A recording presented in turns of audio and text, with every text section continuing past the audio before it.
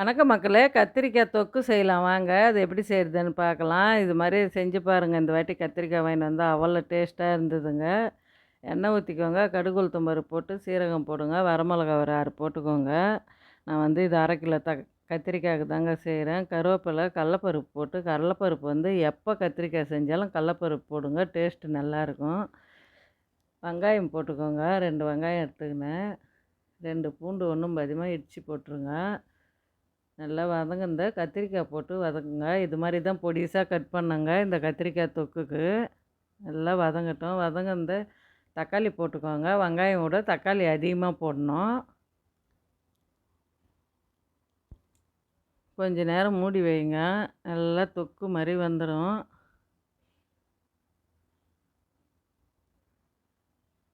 அரை நெல்லிக்காய் சைஸ் புளி ஊற்றிக்கோங்க. அதே அளவில் கொஞ்சோண்டு தண்ணி ஊற்றுங்க. மஞ்சத்தூள், மிளகாத்தூள் போட்டு கொஞ்ச நேரம் வந்து அந்த பச்சை வாசனை போட்டுங்க.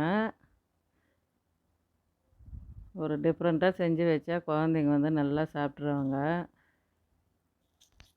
அவ்வளோதாங்க கத்திரிக்காய் தொக்கு ரெடி ஆயிடுச்சு. கொத்தமல்லி தூவிட்டு இறக்கி சாப்பாட்டில் போட்டு சாப்பிட்டு பாருங்களேன். டேஸ்ட்டு வந்து அவ்வளோ அட்டகாசமாக இருக்கும். இந்த வீடியோ பிடிச்சிருந்தா லைக் பண்ணுங்கள், ஷேர் பண்ணுங்கள், கமெண்ட் பண்ணுங்கள், சப்ஸ்கிரைப் பண்ணுங்கள்.